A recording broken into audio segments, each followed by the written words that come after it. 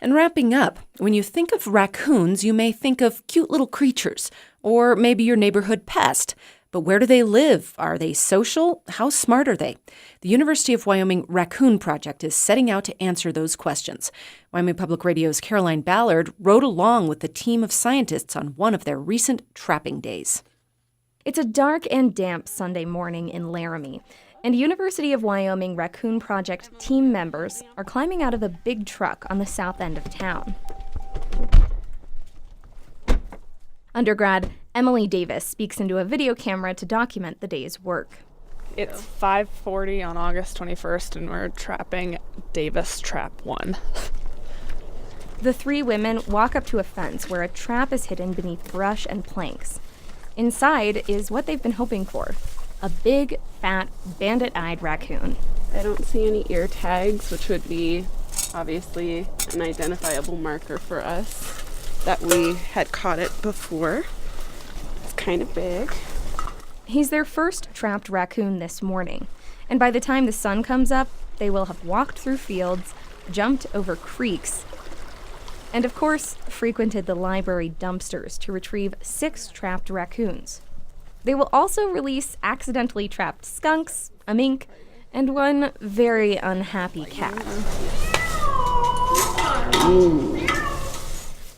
All of this is done in the name of science.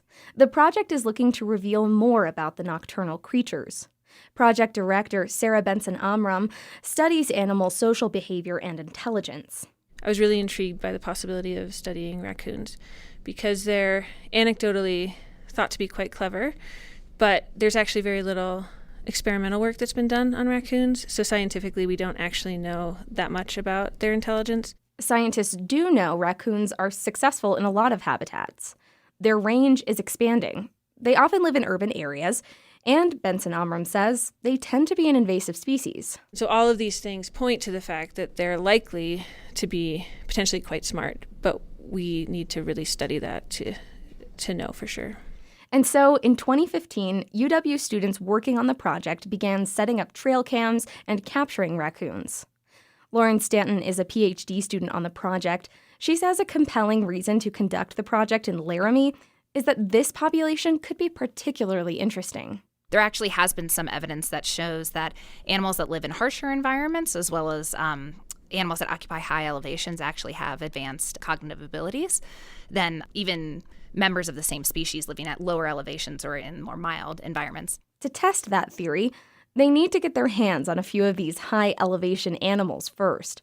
So, once the team has gathered the 6 trapped raccoons this morning, they take them to the Red Buttes Research Facility, a few miles south of town. They bring all the traps inside, and one at a time, they sedate the animals so they can be examined and collared. They start with the first one they trapped that day. Team member Rachel Finelli checks him over for markings and injuries. And then, the chip on the left and right upper and canine. If we want to take a picture of that.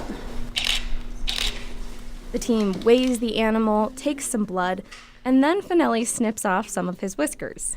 So we take whisker samples because this allows us to do stable isotope analyses with it, and we're able to determine what they're actually eating. And there are other ways to figure out what they're eating, too, like fecal samples. This guy was eating some berries. Taking a fecal sample and they're whole berries in the species, so I can feel there's more inside of there. While the team gets a radio collar ready, some of the other raccoons waiting to be processed start making a fuss.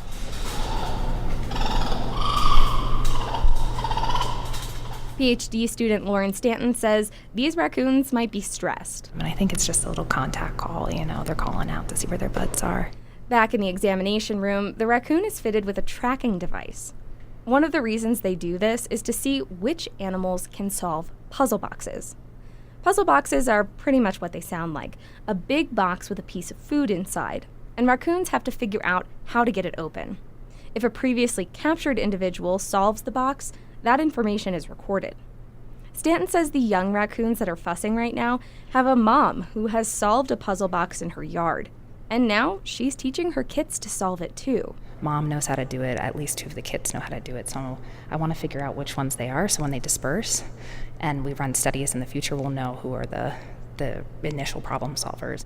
To date, the team has captured 68 raccoons and fitted 21 with collars. Stanton says that's a good start.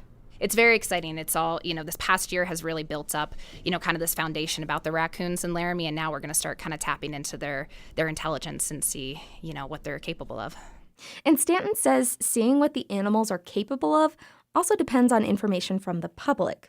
Summer trapping may be over, but the team encourages Laramie residents to report raccoon sightings and behavior to the project at wyobio.org. For Wyoming Public Radio, I'm Caroline Ballard.